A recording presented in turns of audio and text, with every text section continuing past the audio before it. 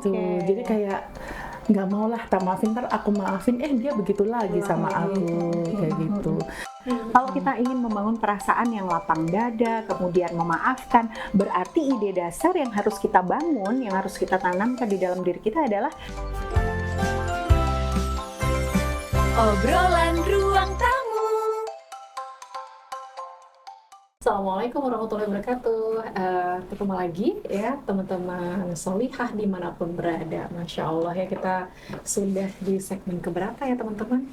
banyak deh pokoknya. 4 ya dok. 4 ya, berasa banyak ya. Kemarin kita sudah membahas tentang lisan. Di momen atau segmen keempat ini kita akan membahas tentang memaafkan ya.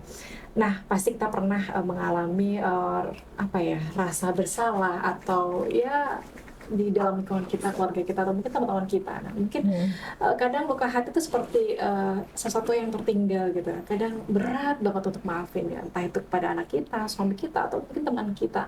Nah, pada kesempatan hari ini kita akan bahas itu di sela kesibukan teman-teman kami ya, sebagai ustazah, sebagai dosen, sebagai dokter ya, sebagai mahasiswa juga, Masya Allah. Ada aja ya. Dia Masya nggak pakai Mirella ya. Kalau dia Mirella, Nyanyi dong kita, kita jadi grup Bukan warna. dia imut juga. Kayak jadi inget zaman kita kecil ya. Masya Allah, tema hari ini kita adalah memaafkan ya teman-teman semuanya. Jadi beberapa waktu yang lalu kita udah bahas lisan, sekarang kita maafkan. Nah, kalau kita bahas tentang memaafkan ini, ada sebuah hadis nih, kita buka dulu ya, opening dulu nih. Ada sebuah hadis yang disampaikan di sini tentang tidaklah harta berkurang karena sedekah, dan tidaklah Allah menambah kepada seorang hamba yang pemaaf nih melainkan kemuliaan, dan tidaklah seorang merendahkan diri karena Allah, melainkan Allah akan mengangkat derajatnya. Hadis riwayat Muslim di nomor 2588. Masya Allah, nih siapa dulu yang akan bahas tentang memaafkan? Pasti kita pernah punya salah dengan siapapun, bukan karena kita bukan manusia sempurna ya.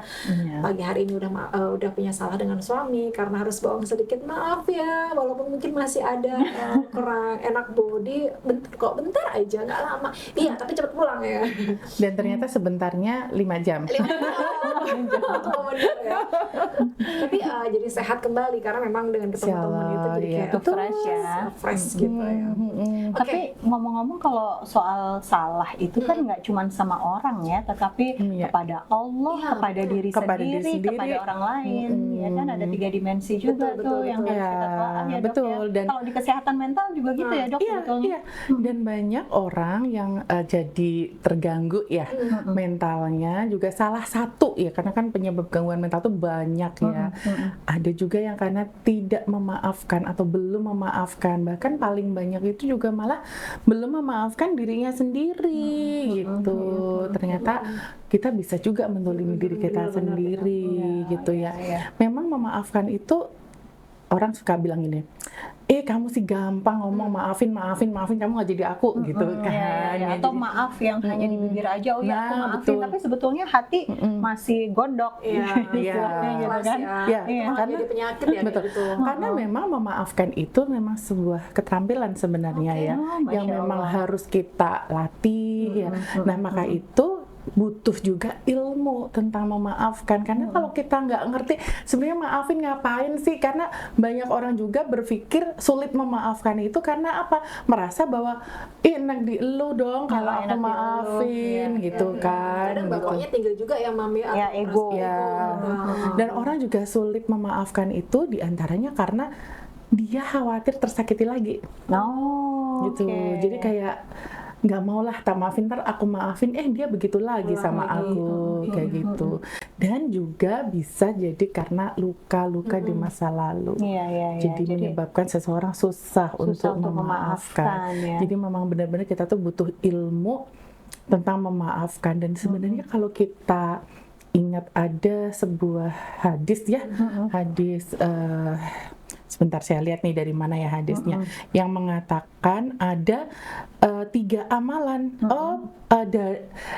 Ini dasarnya, dalilnya dari Quran surat Asy-Syura ayat 40 ya, Allah berfirman, maka barang siapa memaafkan dan berbuat baik, maka pahalanya atas tanggungan Allah Subhanahu wa taala. Masya Allah. Jadi ada 3 amalan yang Allah itu akan memberikan sendiri pahalanya. Yang pertama yaitu puasa Ramadan, kemudian sabar, dan yang ketiga adalah memaafkan manusia. Jadi sifat memaafkan adalah sifatnya para ahli surga dan pahalanya tidak terbatas. Masya Allah.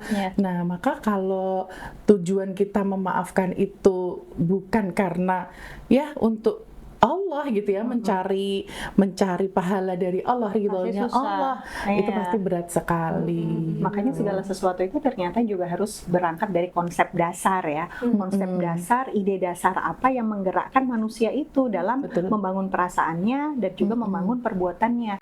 Kalau kita ingin membangun perasaan yang lapang dada, kemudian memaafkan, berarti ide dasar yang harus kita bangun, yang harus kita tanamkan di dalam diri kita adalah kita semua makhluk Allah, tidak ada satupun manusia yang sempurna. Suatu kala kita yang disakiti, di kala yang lain bisa jadi kita yang menyakiti. Makanya kalau kita berpikir dasarnya itu adalah kita semua makhluk Allah yang nggak sempurna, satu, kita akan lebih mudah memaklumi apa yang dia lakukan, dan kemudian yang kedua, setelah memaklumi, kita berusaha menjadi dirinya juga ya. Kenapa ya dia melakukan itu? Misalkan ya, ada seseorang yang lisannya tajam. Nah, kalau kita menelaah lebih lanjut, kenapa sih dia begitu? Satu, bisa jadi dia mengalami hal yang sama di masa lalu. Yang kedua, kondisinya lagi sangat sempit, kondisinya lagi sangat susah. Makanya ada ungkapan, nggak apa-apa deh, kayaknya error yang waras ngalah, kan gitu ya.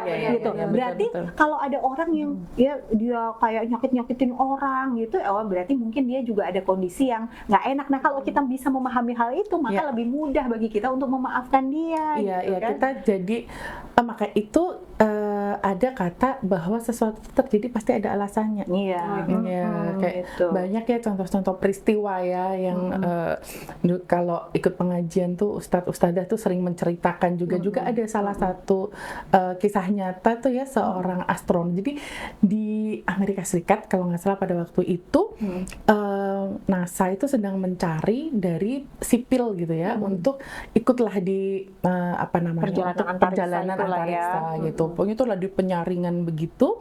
Kemudian ada seseorang yang dia seorang guru ya, lolos sampai di tahap udah hampir masuk gitu. Tapi di tahap terakhir tuh dia gagal. Dan dia menyalahkan dirinya, bahkan sampai menyalahkan Tuhan gitu. Kok bisa? Aku tuh padahal segigih ini aku gagal. Dia pokoknya marah, bahkan marah kepada Tuhan. Nah, waktu peluncuran itu roketnya itu ya, dia hadir di situ dan ternyata 73 detik setelah peluncuran itu meledak. Itu kisah nyata. Dan di titik itu dia baru merasakan hikmah. Dan darinya dia yang tadinya dia marah kepada Tuhan, dia jadi bersyukur luar biasa. Karena kalau dia ada di dalam kru itu, dia mati. Udah habis tuh. Iya, karena nggak ada satupun yang selamat.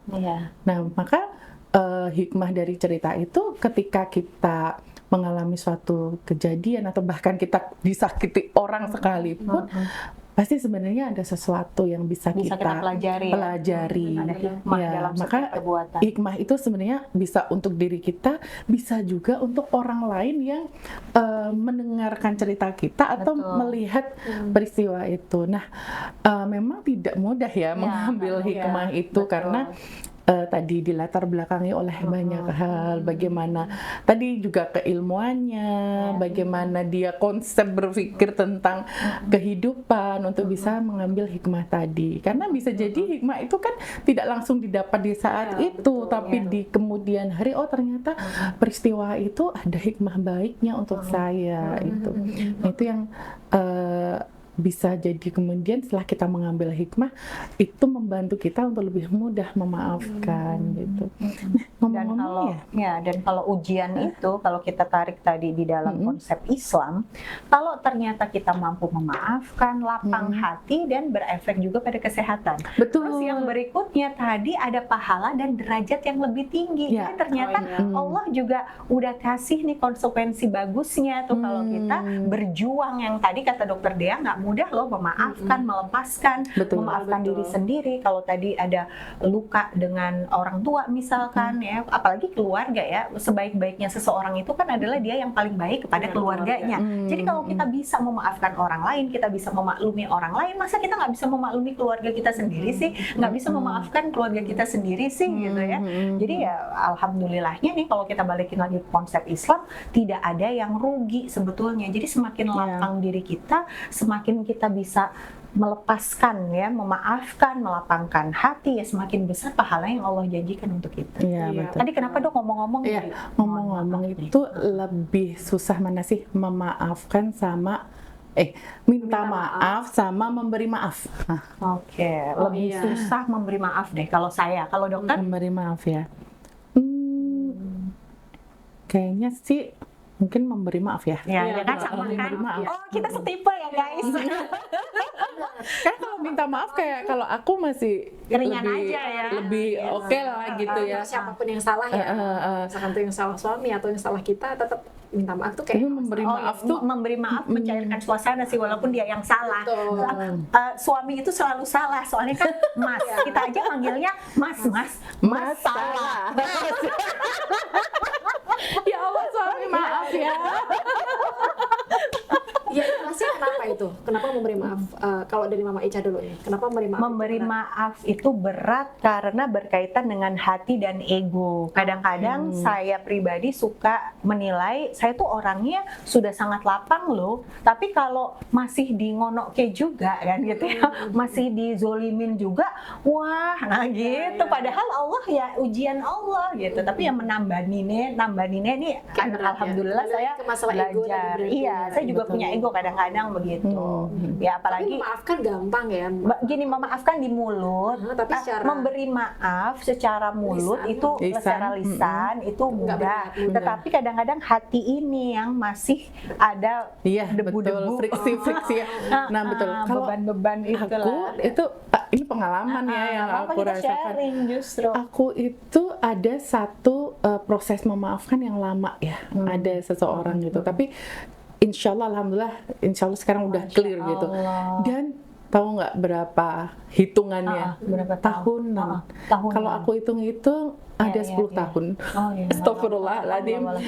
Dan itu gini, kayak bukan langsung kayak prosesnya tuh pelan-pelan banget gitu loh. Jadi mungkin dia tadi kayak di lisan dulu gitu, tapi ketika ketemu itu masih gitu ya. Kemudian inget itu masih rasanya tuh bergejolak, terus berproses lagi sampai di titik sekarang inget orangnya juga ya udah biasa aja. Misalkan ketemu pun ya insya Allah juga nggak apa-apa, biasa aja gitu, karena kayak ngalir kita aja. Iya sudah ya gitu. Tapi prosesnya tuh panjang banget, lama banget. Jadi kalau kita mau ngecek nih, aku nih sebenarnya udah maafin atau belum sih?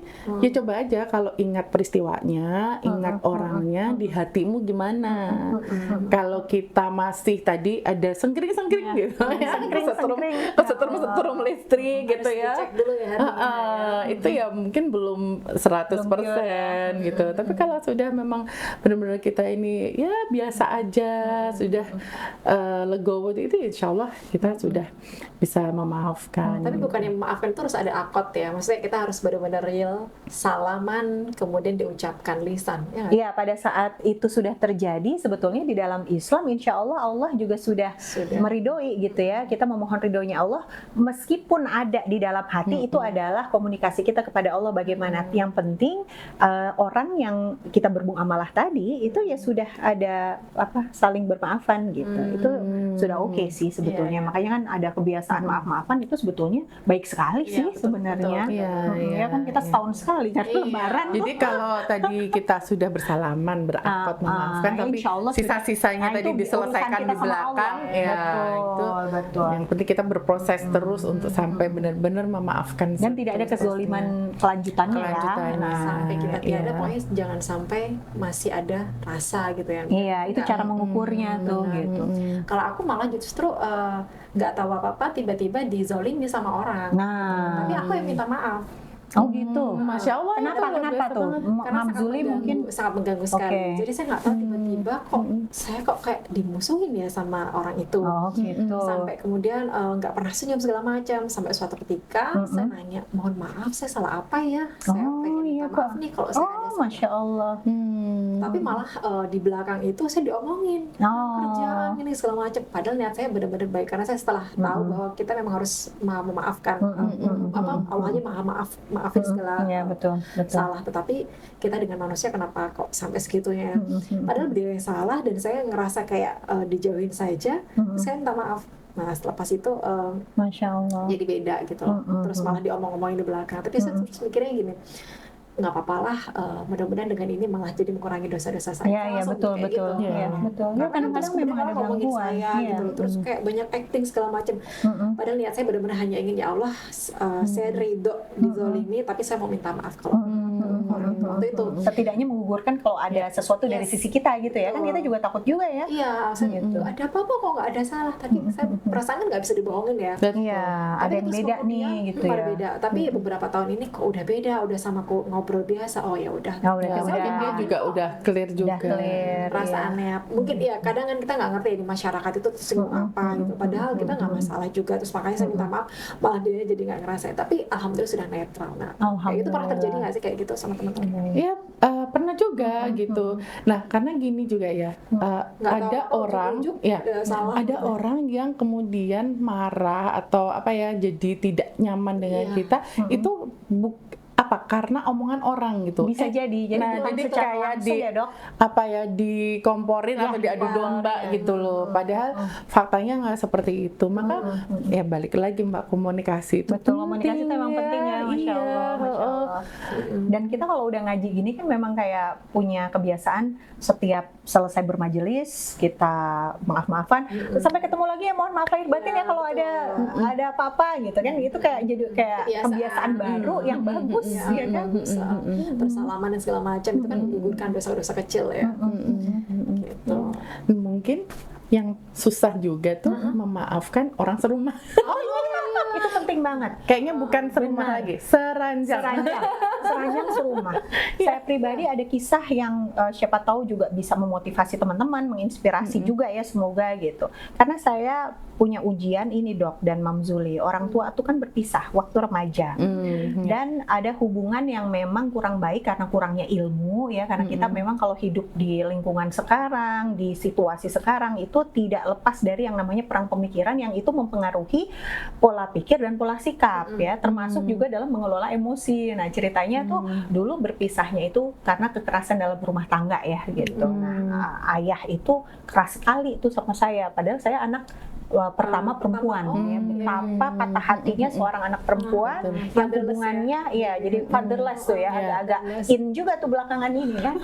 Nah bagaimana kemudian peristiwa itu akhirnya bisa saya hadapi, bisa aku juga sebagai anak itu kemudian memaafkan orang tuaku. Nah ini tahap per tahapnya itu nggak lepas dari Islam sebetulnya. Jadi Islam itu insya Allah yang menyembuhkan kita, karena tadi kita mempelajari Maha Rahman Rahimnya Allah, maka kita harus juga memiliki rasa maaf, terutama justru kepada orang tua kita, karena pengorbanan mereka yang sebegitu rupa untuk melahirkan, membesarkan itu juga balasannya tuh nggak sedikit loh gitu. Maka saya mencoba waktu itu untuk memaklumi, itu satu memaklumi, memahami latar belakang kenapa sih kok ayah keras sekali sama aku dulu gitu kan.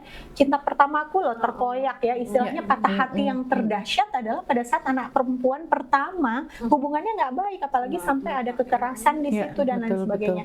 Jadi saya maafkan, kemudian saya fokus terhadap potensi-potensi lain yang diberikan oleh Allah gitu. Jadi memang di sini peran ibu tuh juga sangat penting. Jadi kalau bisa jangan sampai dua-duanya nih nggak berperan nih orang tua gitu loh dalam penyembuhan si anak luka si anak ini gitu. Tapi kalaupun masih bisa dikejar atau minta pertolongan Allah, baginda Rasulullah aja kan juga ibarat kata besarnya kan yatim piatu juga kan, akhirnya ditinggal ayahnya, ditinggal ibunya, tetapi beliau bisa tumbuh menjadi seorang pribadi yang agung ya. Itu kan pertolongan Allah. Maka kalau udah ngomong pertolongan Allah mah kun fayakun, tidak ada yang tidak mungkin. Sekalipun sekalipun dalam penilaian manusia, kayaknya sulit nih gitu ya. Tapi kalau Allah mau kasih hidayah, mau membukakan hati, itu kun fayakun. Masya Allah, ya. Maka memang peran meminta pertolongan Allah itu harus kita tanamkan juga, dan dalam lingkungan juga kita harus hidupkan itu ya. Ya, betul. Kalau dokter dia gimana nih? Ini mau nyambung Mbak Ica dulu yang tentang meminta pertolongan Allah. Nah, banyak orang itu berdoa lupa bahwa doa itu intinya kita memohon pertolongan Allah. Karena memang Allah yang maha segalanya. Tapi banyak orang berdoa mintanya apa? Masalahku selesai. Iya. Tapi di dalam hati pas ngomong begitu, yang dia pikirin cuman perilakunya dia bersandar pada kemampuan dirinya sendiri. Nah, itu. Jadi poin tadi minta pertolongan Allah itu nggak ada dalam dia berdoa. Jadi kayak Allah nggak jawab doa aku sih, aku udah berdoa, udah begini, udah begitu gitu. Lah dia bukan minta pertolongan Allah, dia ingin tadi. Iya, dia ingin mendikte gitu kadang. Padahal dia kan kita manusia nggak tahu bahwa apa yang terjadi dengan kita ini Allah pasti punya maksud baik. Iya, betul. Dan gitu. ada hikmah tadi. Iya, ada hikmah tadi. Kalau kan ada orang bilang gini ya, ya ibarat gelas atau apa sih guci udah pecah. Nah kan kalau memaksud, jadi kayak kalau di apa ya, nggak bisa dikembalikan atau kalau dikembalikan pasti nggak sempurna kan, ada yang bilang gitu. Jadi susah gitu memaafkan gitu. Nah, ada tuh satu seni di Jepang namanya tuh kintsugi.